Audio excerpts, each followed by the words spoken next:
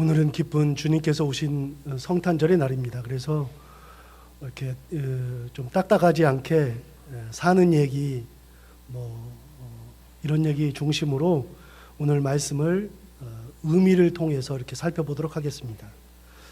사람이 사람을 만난다는 것은 참 묘하죠. 정말 희한하게도 내가 어떤 사람을 만나서 교제하고 결혼하게 되면 그때부터 내가 결혼한 상대방의 삶 속에 내가 들어가게 되고 내 삶 속에 그 사람이 들어오게도 되죠. 그의 아픔이 내 아픔이 되고 그의 기쁨이 내 기쁨이 되고 그의 고민이 내 고민이 되고 그의 행복이 내 행복이 되기도 합니다. 앞쪽으로 오셔도 됩니다. 앞에 자리가 비어 있으니까요. 앞쪽으로 괜찮아요. 그냥 오셔도 돼요. 그의 경제적인 것도 내 경제적인 것이 되어서 만약에 빚이 많은 사람을 만나면 그 빚이 다 내 빚이 됩니다. 그의 어머니는 내 어머니가 되고 그의 아버지도 내 아버지가 되죠.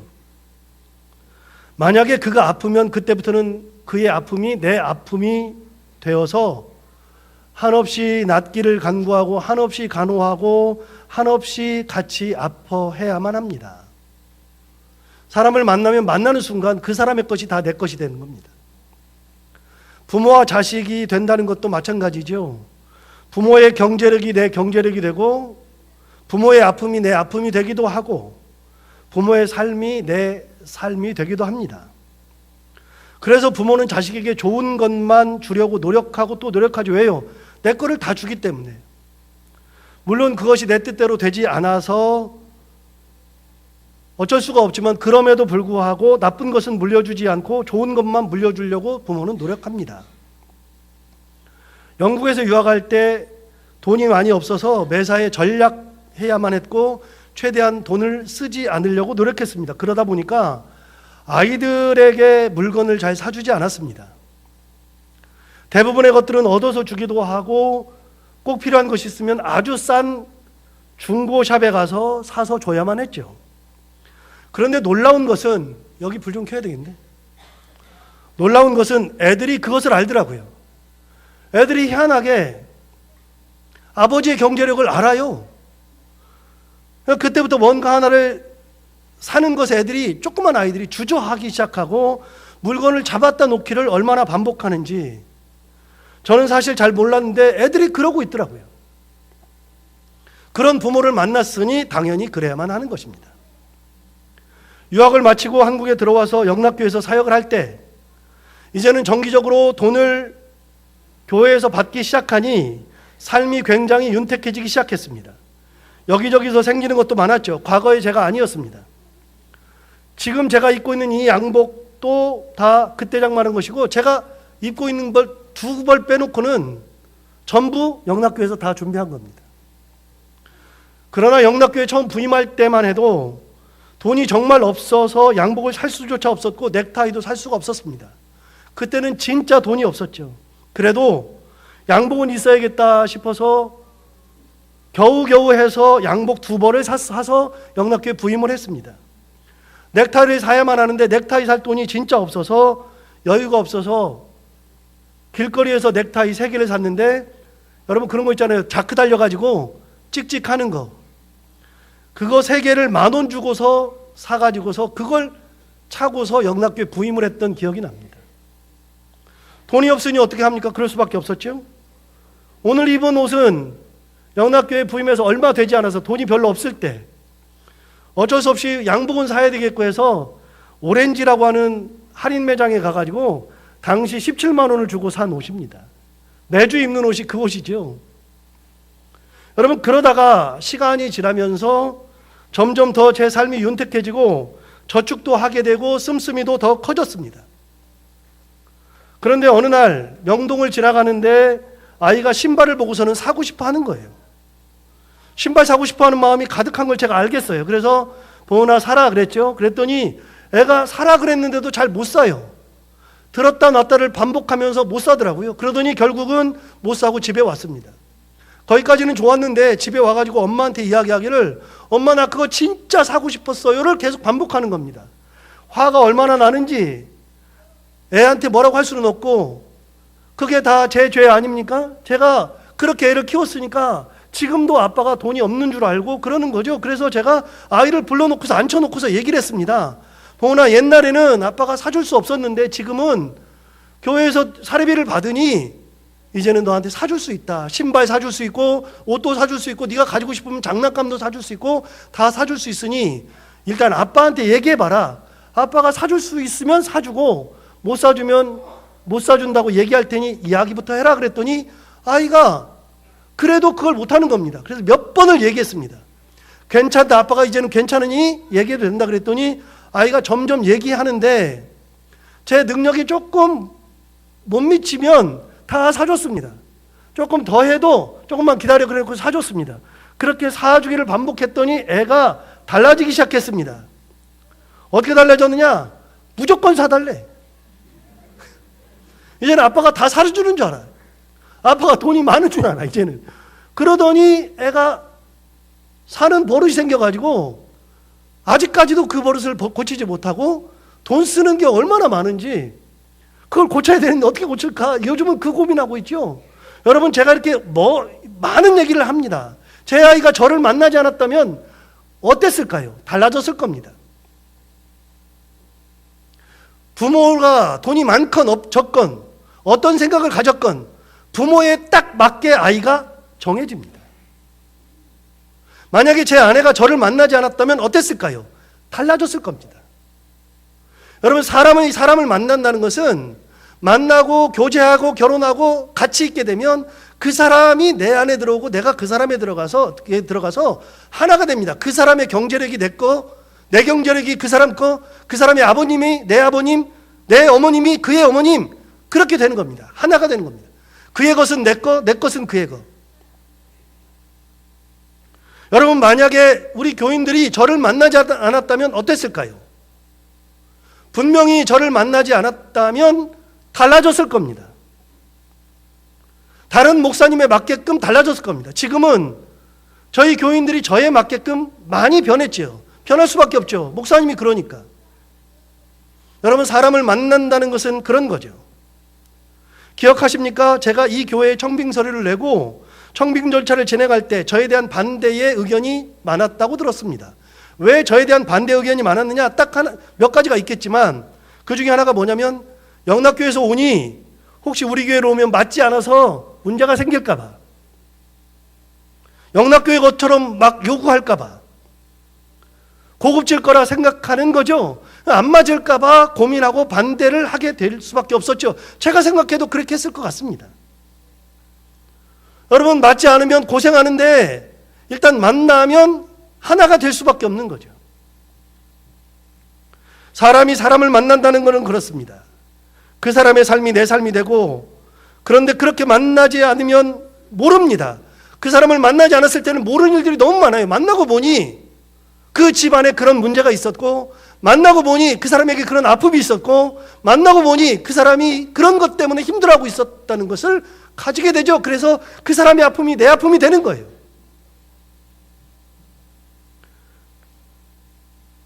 세상은 자기 중심으로 돌아가기 마련입니다.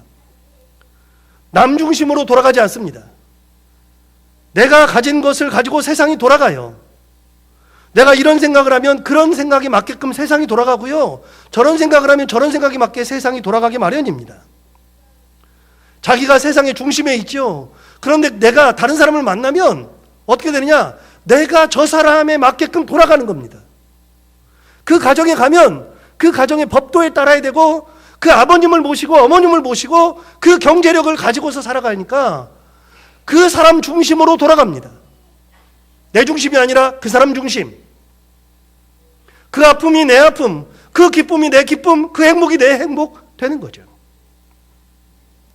여자가 결혼해서 아이를 가지고 병원에 다니기 시작하면 그때부터 누가 보이냐면 배불뚝이 분들이 많이 보인답니다. 임신한 분들이 그렇게 많답니다. 저는 잘 안 보여요. 근데 임신하면 희한하게 임신한 분들이 보인답니다. 자기가 처지가 그렇게 되면 비슷한 사람이 보인답니다. 허리가 아픈 분이 병원을 가서 보시면 병원에 그렇게 허리 아픈 환자가 많답니다.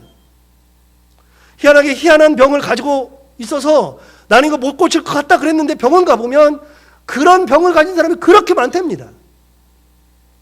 전에는 보이지 않던 것들이 내가 그 입장이 돼 보니까 보이는 거예요. 그 사람의 아픔을 내가 느끼게 되는 거예요. 동일한 거예요. 그리고 그들을 만나면 대화가 됩니다. 전에는 누가 아팠다 그래도 아픈 사람한테 갈 때 그냥 아이고 아프겠지 그러고 가요. 그러고 가서 그 사람을 만나는데 내가 아프고 나니까 그 사람한테 가면 대화가 돼요. 얼마나 아픈지, 얼마나 힘들었을지, 이것 때문에 얼마나 고민하고 있을지, 얼마나 기도하고 있을지 다 알아요. 동일하게. 그래서 말하지 않아도 얼마나 힘들어, 나도 아팠어 그러면 똑같이 같은 마음을 품게 되는 거죠. 하나가 된다는 것은 그렇습니다. 흔히 결혼하기 전에는 몰랐는데 결혼해보니까 그때서야 엄마의 마음을 알겠다고 하는 분들이 많습니다.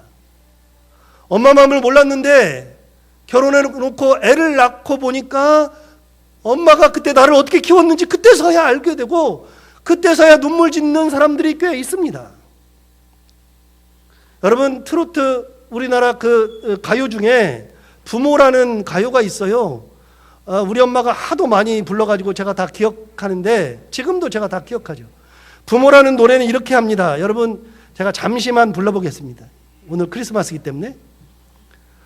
낙엽이 우수수 떨어질 때, 이 노래 다 아세요? 웬만하면 아시죠? 모르면은 굉장히 젊은 사람이에요. 겨울에 기나긴 밤 어머님하고 둘이 앉아, 이 노래 있어요. 그 다음에 뭐라고 되어 있냐면 옛 이야기 들어라 나는 어쩌다 생겨나와, 옛 이야기 듣는가. 그 다음에 뭐라고 되어 있냐면 묻지도 말아라 내일날에 내가 부모 되어서 알아보리라. 과거에 부모님이 했던 거를 내가 몰랐는데 내가 부모 되면 알 거다, 그거예요. 내가 부모가 되기 전에는 몰라요. 부모가 돼 보니까 하는 거예요. 부모처럼 애를 낳아보니까 애 갖고서 키운다는 것이 무엇인지를 알게 되고, 부모처럼 아이가 못 먹을 때 내가 줄 수 없을 때 그 마음이 어떤 건지를 그때서야 아는 거예요. 여러분, 같이 된다는 것은 그런 겁니다. 만난다는 것은 그런 겁니다. 잘 아시는 것처럼 제 큰아이가 입대했는데 제가 애를 입대시키고 오자마자 많은 분들이 저에게 이런저런 경험담을 이야기해 주셨는데요. 그때 많이 물어보는 것 중에 가장 크게 물어보는 게 뭐냐면, 목사님 울었어요? 이거 진짜 많이 물어봤어요. 울었어요? 제가 그랬죠. 나중에 얘기한다고. 울었어요. 저는 안 울 줄 알았어요. 그런데 짧게지만 울었어요. 그랬더니 애도 막 울어요. 그런데 입대시키고 오니까 많은 분들이 저한테 이런저런 얘기하면서 저 만나면서 얘기하는데 본인들의 경험담을 얘기하는 거예요. 본인들의 경험담이 뭐냐? 애를 들여보냈을 때 펑펑 울었다는 둥, 집에 돌아와 보니까 아이가 없어서 밤새 울었다는 둥, 애 옷 소포를 받으니까 그때부터 옷을 부여잡고 울었다는 둥, 그런 얘기를 하면서 진짜 재밌는 얘기를 하세요. 같은 권사님인데 딸만 둘 있는 권사님한테 권사님은 하나도 몰라. 하나도 모른대요. 맞죠? 모르죠. 저도 입대를 시키면 그런 건지를 몰랐어요. 그런데 입대를 시켜보니까 알겠어요. 여러분, 여기에 계시는 분들 중에서 애를 입대시켜 보신 분들은 제가 무슨 말인지 다 알잖아요. 경험해봤기 때문에, 똑같은 경험을 했기 때문에. 유학을 보내기도 했었고 그렇게 헤어지기도 했었는데 이번에는 조금 다른 것 같아요. 거기다 놓고 오는데 마음이 그렇게 허전하고 나도 모르게 왠지 이상한 마음이 들고 그래요. 유학할 때랑은 또 달라요. 아, 그런 거구나. 아, 부모들이, 엄마들이 그래서 이렇게 힘들어했구나 라고 하는 것을 느끼게 되는 거예요. 자식을 낳아보니까 이제야 알겠는 거예요. 그 마음을.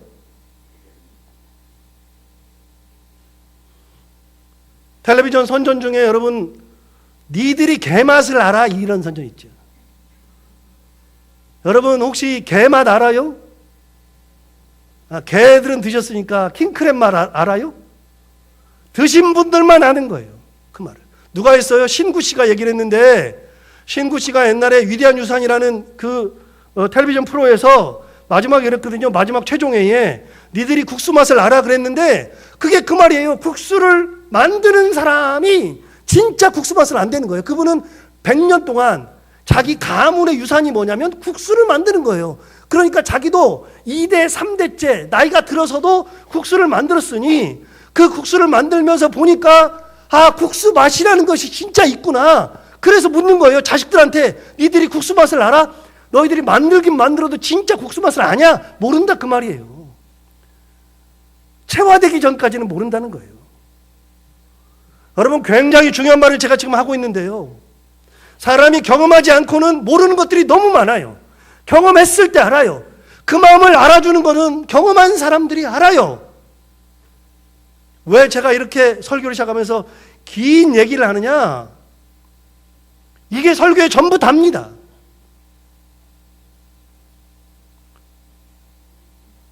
성경 얘기는 하나도 안 했지만 이게 바로 성경의 이야기입니다.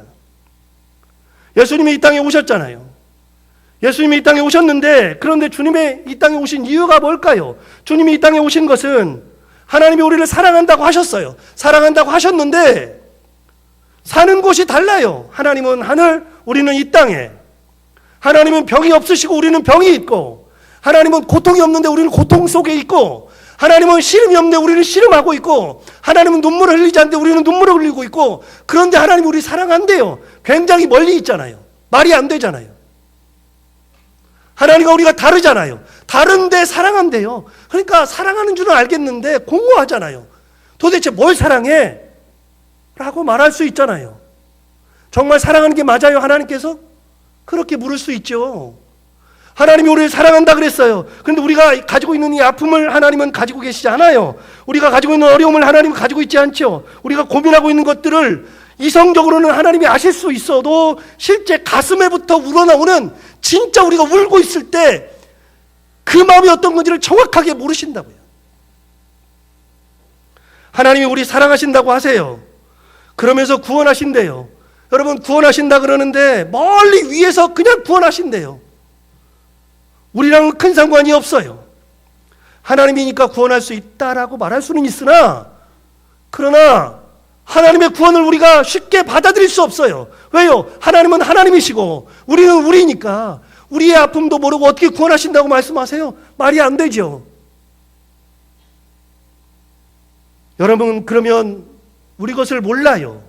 태어나는 것이 무엇인지, 여자분들이 눈물을 흘리는 것이 무엇인지, 살면서 가족에서 겪는 어려움이 무엇인지, 핍박을 당하는 것이 무엇인지, 아픔이 무엇인지, 부딪힘이 무엇인지, 상처가 무엇인지, 병들과 같은 것이 없으니 그것이 무엇인지를 모르죠. 하나님은 전지전능하시니까 다 아시긴 아시지만 우리가 당하는 것을 당하지 않아서 모른다는 겁니다. 사랑은 하지만 온전한 사랑이라고 말할 수가 없죠. 내 아픔, 내가 안다 했을 때 경험하지 않으셨다면 그 말씀이 공허하기만 합니다. 너의 눈물 내가 안다. 내가 다 보고 있다. 네가 왜 울리는지 안다 그랬을 때는 하나님이니까 아실 수 있지만 진짜 사람으로 살지 않았으면 하나님이 모르는 거잖아요. 정말 잘 모르잖아요. 그런데 중요한 게 하나 있습니다. 예수님은 우리와 똑같이 되셨습니다. 예수님은 하나님으로서 우리를 구원하신 게 아니라, 하나님으로서 우리의 아픔을 아시는 게 아니라, 하나님으로서 우리의 고통을 아시는 것이 아니라, 전지전능하시니까 아시는 것이 아니라, 하나님은 우리랑 똑같이 태어나서 똑같이 밥을 드시고 똑같이 주무시고 똑같이 피곤하시고 똑같이 핍박당하시고 똑같이 어려움 당하시고 인간이 되셔서 우리가 당하는 것을 다 당하셨으니까. 여러분, 오늘 이 성탄절에 제가 내는 본문의 제목이 뭐냐? 오늘 본문의 제목을 한번 보실까요? 뭐라고 냈냐면 제가 이렇게 냈습니다. 우리와 똑같이 되셨도다. 이 본문을 잡는 것은 굉장히 의도적으로 이 본문의 제목을 정했습니다. 본문에는 그렇게 되지 않았습니다. 우리 형제와 같이 되셨다 이렇게 됐는데 제가 정확하게 이렇게 냈습니다. 우리와 똑같이 되셨다. 제가 똑같이라고 하는 표현을 일부러 썼습니다. 하나도 틀리지 않고 똑같이 우리랑 되셨다. 하나도 틀리지 않습니다. 우리랑 정말로 똑같습니다. 우리처럼 사람입니다. 우리처럼 고난을 당하셨습니다. 그렇게 우리의 허물을 다 안고 가셨습니다. 예수님도 눈물을 흘리셨습니다. 그렇기 때문에 눈물을 흘린 사람에게 예수님은 말씀하십니다. 네 눈물 내가 안다. 고통당하는 사람에게 예수님 말씀하십니다. 네 고통을 내가 안다. 너 비난받는 거 내가 안다 말씀하십니다. 주님이 다 아시죠? 왜요? 우리와 똑같이 되셨기 때문에. 17절 한번 볼까요? 오늘 본문 히브리서 17절을 보시면 이렇게 말했습니다. 그러므로 그가 범사의 형제들과 같이 되심이 마땅하도다. 이는 하나님의 일에 자비하고 신실한 대제사장이 되어 백성의 죄를 속량하리 하심이라 이렇게 얘기했어요. 그가 범사의 형제들과 같이 되심이 마땅하대요. 그런데 범사의 형제들과 같이 되셨는데 그 하나님이신 예수 그리스도께서 신실한 대제사장이 되어서 백성의 죄를 속량하셨다. 백성의 죄를 속량하셨답니다. 이게 무슨 말인가?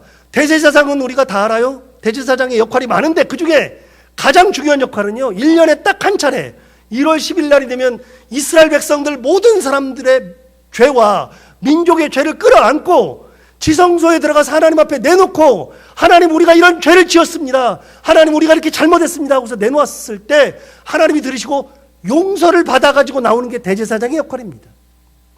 예수님 뭐 하셨습니까? 신실한 대제사장이 되어서 우리를 하나님 앞에 내어놓고, 하나님 우리가 잘못했습니다, 우리가 죄를 지었습니다, 예수님께서 다 내놨죠. 내놓고 하나님 앞에 용서받고 내려오는 것이 십자가 사건 아닙니까?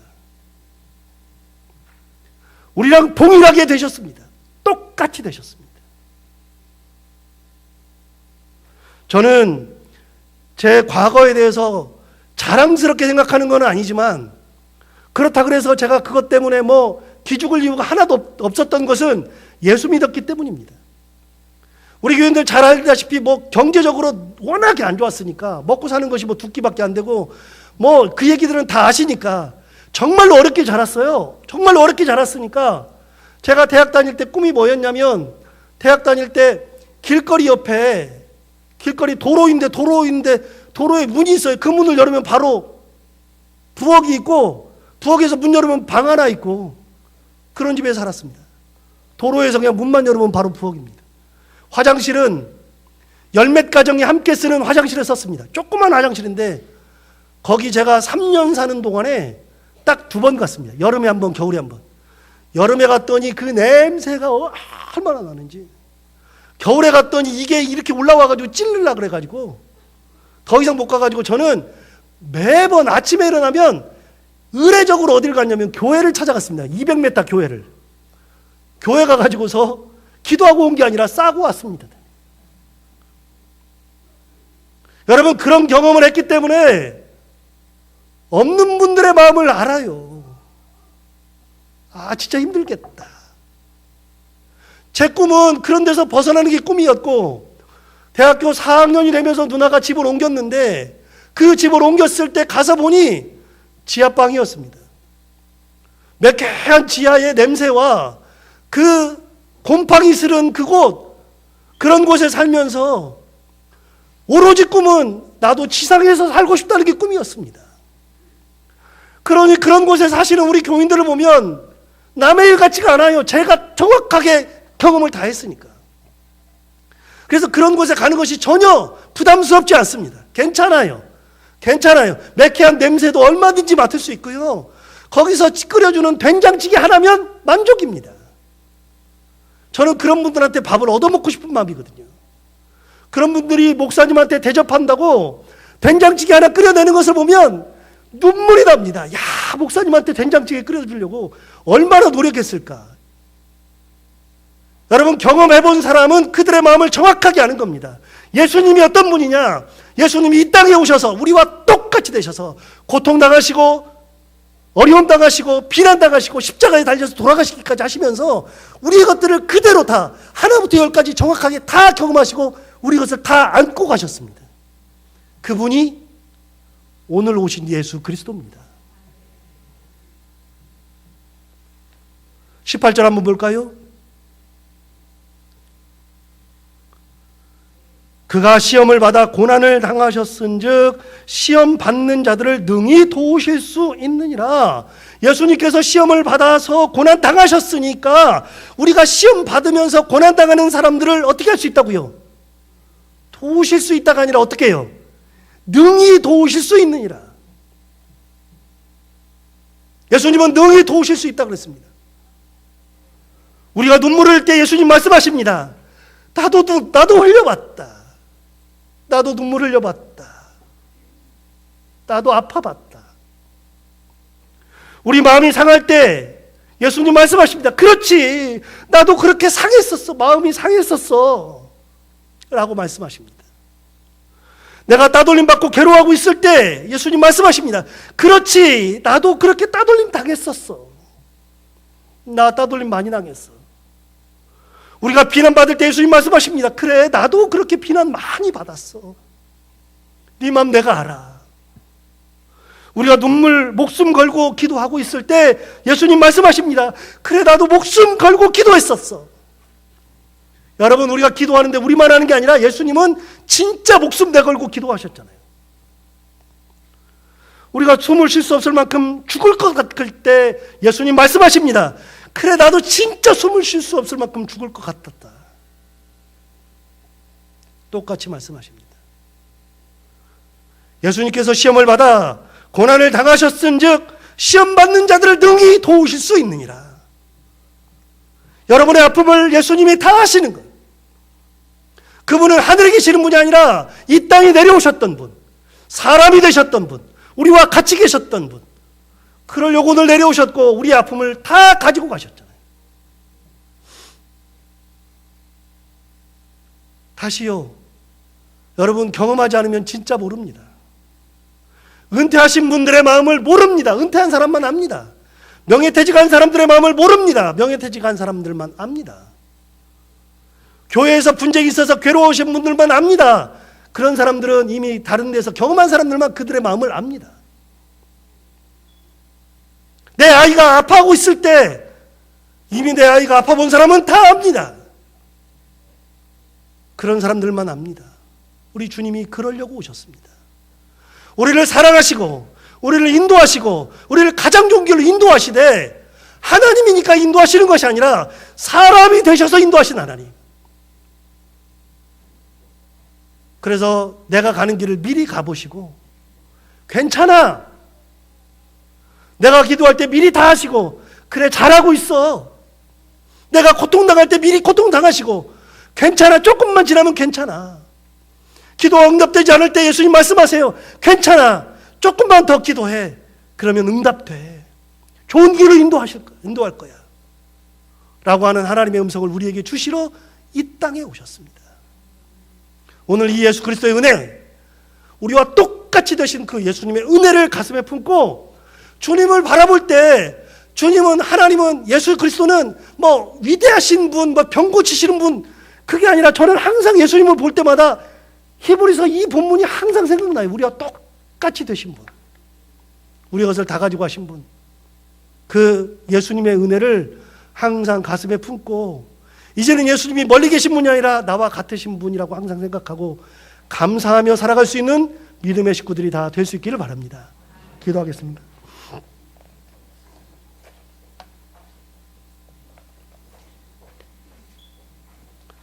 하나님 아버지, 오늘 이 성탄절에 사랑하고 사랑하는 하나님의 백성들이 이 자리에 모여 있습니다. 하나님께서 인도하셔서 저들의 마음을 여기까지 불러주셨는데, 하나님 아버지, 이 성탄절에 찾아온 모든 분들에게 은혜 위에 은혜를 더하여 주셔서 아픔 속에서 오신 분들, 힘들지만 오신 분들, 괴로움 속에서도 오신 분들, 기쁨으로 오신 분들, 하나님을 사랑하면서 오신 분들, 어떤 형편으로 왔든지 주님께서 저들의 마음을 다 기억하시고 만져주시고 함께해 주시며 인도하시는 놀라운 은혜가 있게 하여 주옵소서. 예수님의 함께하심, 우리와 똑같이 되심이 우리의 마음속에 살아있어서 주님의 은혜가 감사하며 살아갈 수 있는 저희들 다 되게 하여 주옵소서. 예수님 이름으로 기도하옵나이다.